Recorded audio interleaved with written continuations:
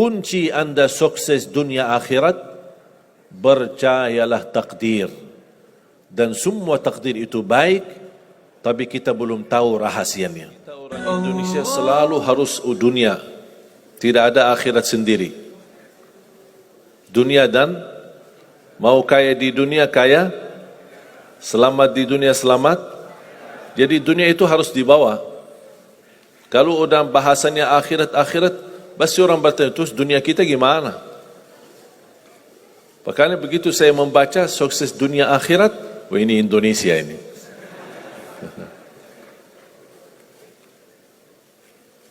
Bahkan hampir setiap ibadah kita pasti yang dikejar dunia.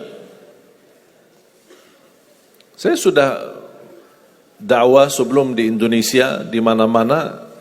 Tapi baru pertama kali pas saya di Indonesia diminta amalan, gimana supaya dapat amalan mudah kerja, dapat amalan mudah urusan, dapat amalan lancar rezeki, dapat amalan.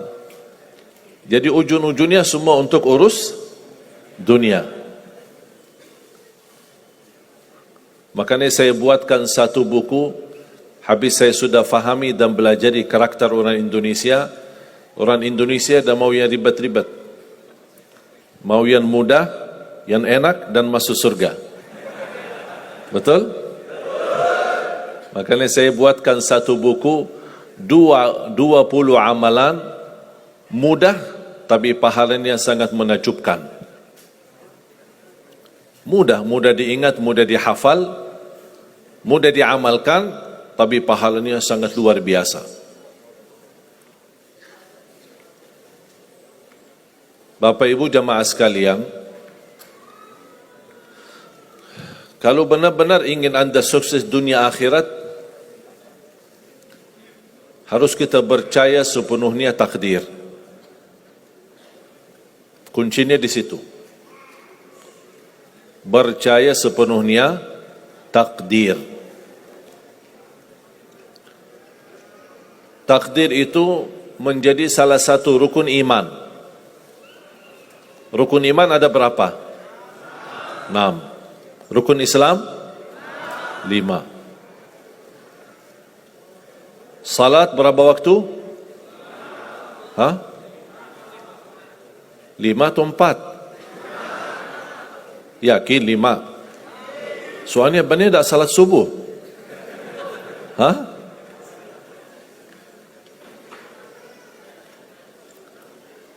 Takdir itu menjadi salah satu rukun iman. Tapi banyak di antara kita yang belum percaya sepenuhnya soal takdir. Dan kita sifat manusia, mohon maaf, suka tidak adil. Contoh, kalau Allah berikan karunia, nikmat, pertama kita lupa bersyukur. Yang kedua, kita tidak pernah berkata sama Allah, ya Allah kenapa aku dapat nikmat ini? Tapi sebaliknya, kalau kita diuji oleh Allah, kita kurang sabar, dan kita bertanya sama Allah, ya Allah kenapa saya diuji? Faham tak? Kalau kita dapat nikmat, ada enggak orang-orang yang lulus misal ujian, dia berkata, ya Allah kenapa saya lulus ujian? Tak pernah. Tapi kalau dia tidak lulus, dia bilang apa? Ya Allah kenapa saya tidak lulus? Ketika ditimpa musibah, dia selalu merasa nyesal atau merasa sakit hati, tersinggung. Berkata sama Allah, kenapa saya diuji? Padahal saya orang baik. Saya jaga salat, saya berusaha mendekat sama Allah. Tapi saya merasa bertambah berat ujiannya. Tapi sebaliknya, ketika diberikan nikmat, dia tidak pernah menyebutkan, ya Allah kenapa saya mendapatkan nikmat ini? Kayaknya si fulan lebih fantas mendapatkan nikmat. Itu tanda manusia tidak adil. Tidak bersikap adil. Makanya subhanallah, semakin anda mantap imannya terhadap takdir, semakin hidupmu jadi nikmat. Saya kasih contoh.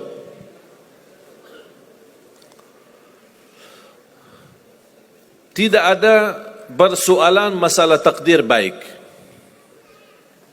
Itu bukan masalah bagi kita. Justru kita bertambah senang kalau kita mendapatkan takdir yang baik. Tapi yang menjadi persoalan bermasalah bagi kita adalah takdir buruk. Ketika ditimpa musibah, ketika ada ujian, ada sakit, kesulitan, penghasilan yang tidak mencukupi, dan banyak masalah keluarga, masalah rezeki, masalah sama majikan, masalah di kerjaan, itu yang membuat banyak beban fikiran.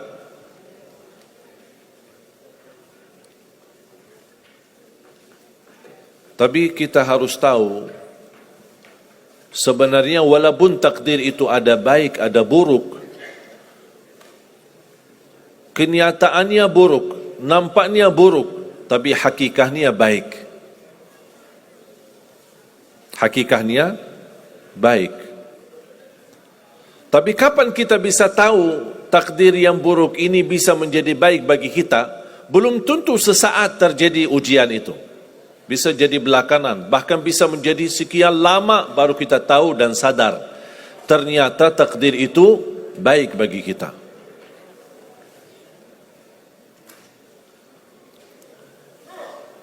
Saya kasih contoh melalui cerita. Saya buatkan satu cerita, ingin memberikan pesan kepada orang muslim, orang beriman, betapa besar karunia Allah dan pertolongan Allah melalui takdir. Ada seorang berdoa, dan saya yakin anda semua berdoa. Setiap berkesempatan, setiap salat, setiap sujud atau tahajud, duha, pasti anda semua berdoa. Ada yang diinginkan, ada yang hajat-hajat yang belum terkabul, belum tercapai. Bertemu orang salih, bertemu ulama, bertemu habib, minta didoakan, tolong doakan, semoga lancar urusan saya, semoga dapat jodoh, semoga insya Allah dapat keturunan, semoga hasil dan rezeki yang saya dapatkan menjadi barakah dan bermanfaat bagi saya dan keluarga. Ada orang berdoa kepada Allah Subhanahu Wa Taala. Mohon jamaah sekalian dengar cerita ini baik-baik, karena ada pesan hikmah yang kita bisa ambil.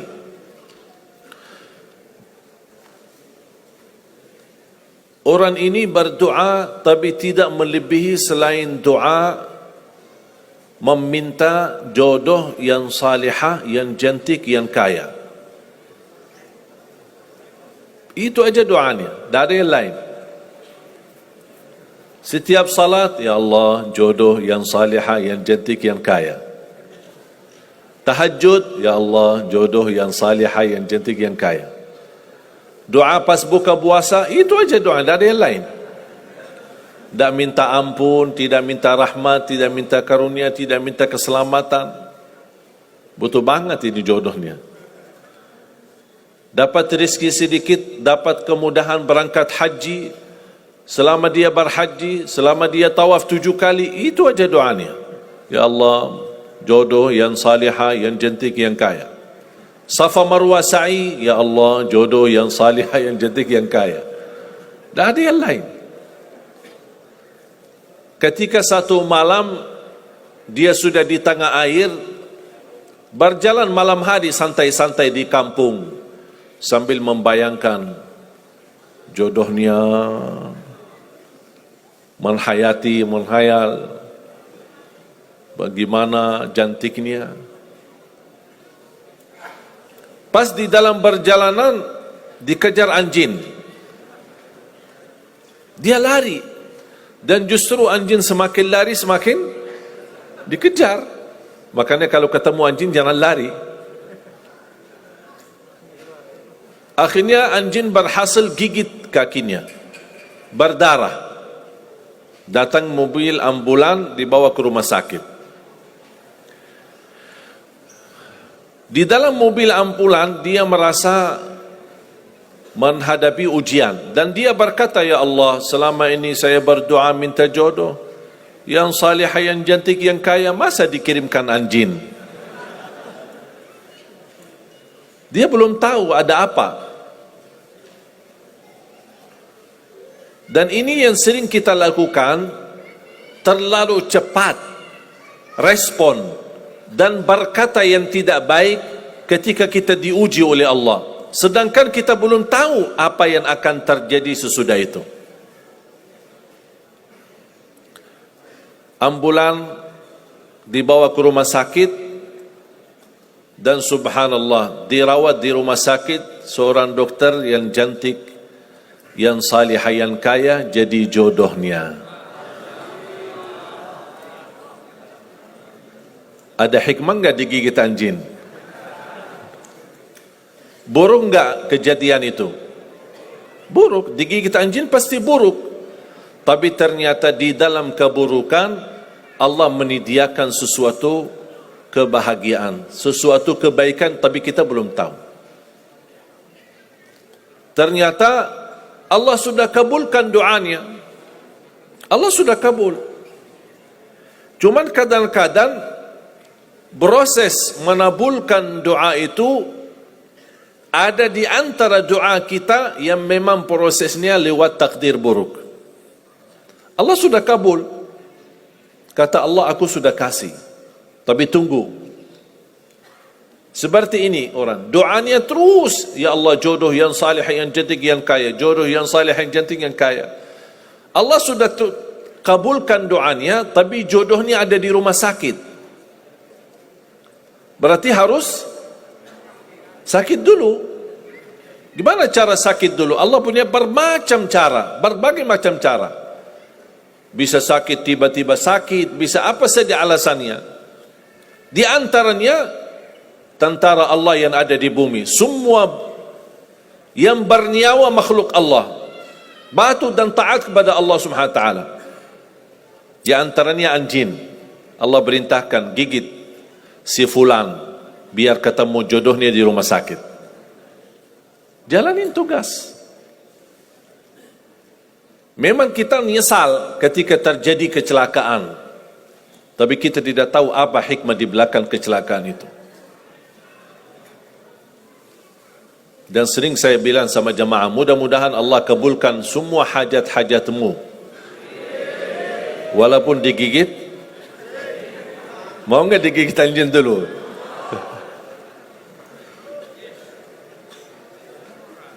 Sebenarnya kalau kita tahu rahasia takdir, apapun yang akan terjadi, kita tidak ada kekhawatiran.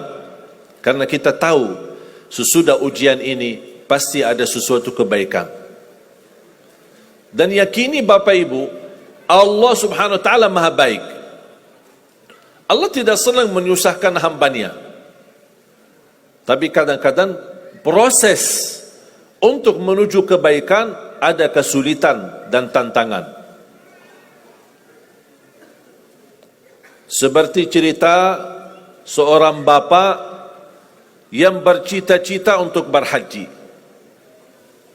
Saya bertemu seorang jamaah, usia sudah mungkin 80-an, 80 tahun lebih. Saya pas bertemu diceritakan ini marbot masjid, ahli masjid. Saya berdialog bertahun-tahun, Masya Allah, kerjaannya hanya lap-lap masjid, bersihkan masjid, jaga masjid. Saya berkata sama beliau, Pak, apa yang Bapak inginkan? Tahu nggak jawabannya apa? Saya ingin haji, tapi saya orang tidak mampu. Doakan mudah-mudahan saya bisa haji. Saya bilang, insya Allah Pak, kalau soal haji, soal umrah, itu tidak tergantung dengan kemampuan. Ada orang yang tidak punya uang sama sekali, tapi dapat dipanggil bisa haji. Karena haji dan umrah itu hadiah dan panggilan Allah Subhanahu wa taala bagi hambanya. Bahkan justru ada orang yang banyak hartanya, tapi tidak tertutup hatinya untuk ke tanah suci. Boleh kita bercita-cita, berkeinginan ke tanah suci, tapi jangan digantungkan persoalan ini masalah kemampuan. Nanti kalau saya ada uang, saya mau haji dan umrah. Belum tentu saat sudah ada uang, belum tentu haji dan umrah. Kalau belum dipanggil oleh Allah Subhanahu Wa Taala. Saya berkata sama beliau, Bapak kalau sudah saatnya dipanggil oleh Allah, pasti Bapak akan berhaji. Tiba-tiba saya menerima telefon dari anak beliau. Habis saya ketemu kira-kira beberapa bulan, saya terima telefon menyampaikan bapaknya kecelakaan. Kok gimana kecelakaan? Apa ceritanya? Dia bilang habis keluar dari masjid, pulang malam hari, nampaknya ada mobil, pas ayahnya lagi seberang jalan, ada mobil tidak memperhatikan, kemudian tabrak. Alhamdulillah tidak terlalu parah, cuman perlu dirawat di rumah sakit sedikit, sebentar. Saya ke sana, pergi. Rumah sakitnya di mana? Dikasih tahu alamatnya. Saya datang kunjung silaturahim. Pas beliau bertemu dengan saya, nangis dan pingin peluk saya. Dan terus saya tanya gimana? Kata beliau, ada cerita yang istimewa terjadi sama saya. Ternyata orang yang menabrak beliau, orang yang kaya.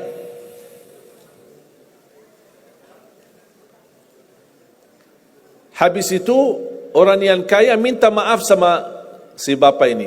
Mohon maaf Pak Haji, mohon maaf Pak Haji. Beliau tambah nangis.